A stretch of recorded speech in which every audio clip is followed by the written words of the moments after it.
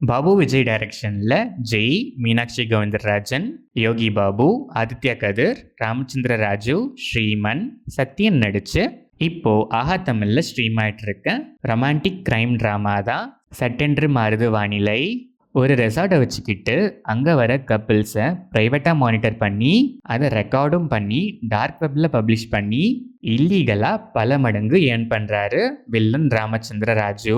Already ஃபைனான்ஷியலாகவும் ஸ்டேபிளாக இல்லாமல் யாரோட சப்போர்ட்டும் இல்லாமல் இருக்க ஜெய்யும் மீனாட்சி கவுந்தரராஜனும் இருக்கிற பிரச்சனை எல்லாம் பார்த்தாதுன்னு வில்லனோட அந்த வலையிலையும் மாட்ட அதுக்கப்புறம் நடக்கிற சம்பவங்கள் தான் சட்டென்று மாறுது வானிலை.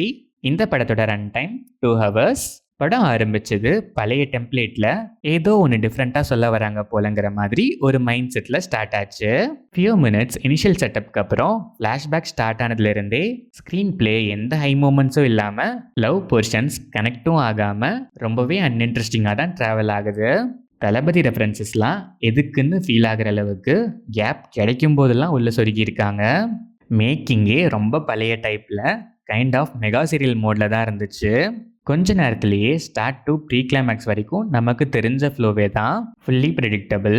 கிளைமேக்ஸ் மட்டும் டிஃப்ரெண்ட்டாக ஒரு ட்விஸ்ட் வைக்கணுமேனு ஒரு ட்விஸ்ட்டை ப்ளேஸ் பண்ணியிருக்காங்க. அதுவுமே ப்ரெடிக்டபிள்னு சொல்லிடக்கூடாதுன்னு ப்ளேஸ் பண்ணியிருக்காங்க. ஆனால் சேட்லி அதுவுமே ஆர்டிஃபிஷியலாக தான் இருந்துச்சு. ஜெய் டீசெண்டாகவே பெர்ஃபார்ம் பண்ணியிருக்காரு. ஆனால் தேவையில்லாத அளவுக்கு அதிகமான தளபதி மனரசம்ஸை அவாய்ட் பண்ணியிருக்கலாம்.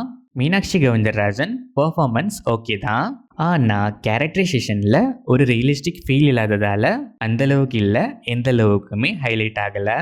யோகி பாபு காமெடிங்கிற பேரில் வழக்கம் போல் இரிட்டேட் பண்ணுற வேலையை சிறப்பாக செஞ்சுருக்காரு.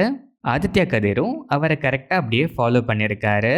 ராமச்சந்திர ராஜு வில்லனா ஏதோ நான் ஒரு பெரிய வில்லன், என் கேரக்டர் ஸ்ட்ராங்குன்னு இந்த மொக்கை கேரக்டருக்கு முடிஞ்ச அளவுக்கு முட்டு கொடுத்துருக்காரு. ஸ்ரீமன், சத்யன் அண்ட் அதர் ஆர்டிஸ்டில் மோஸ்ட்டாக எல்லாரோட பெர்ஃபார்மன்ஸ் மட்டும் இல்லை, கேரக்டரைசேஷனே டம்மியாக தான் இருந்துச்சு.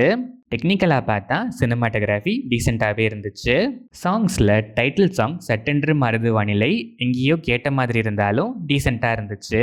மற்ற சாங்ஸ்லாம் மைண்ட்லேயே நிற்கலை. எடிட்டிங் பேட்டர்னுமே ரொம்பவே கிளீஷடாக தான் இருந்துச்சு.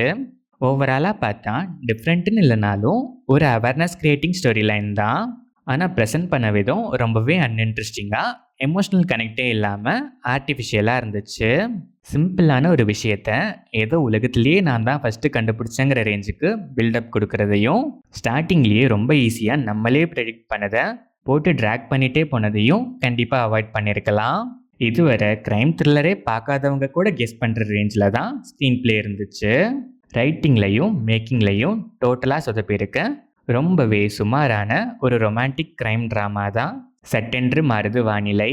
மூளையை கலட்டி வச்சுட்டு மெகா சீரியல் பார்க்குற ஆடியன்ஸுக்கு வேணால் ஒர்க் ஆகலாம். நீங்களும் அப்படிப்பட்ட ஒரு ஆடியன்ஸ்னால் கண்டிப்பாக ஒன்ஸ் ட்ரை பண்ணி பார்க்கலாம்.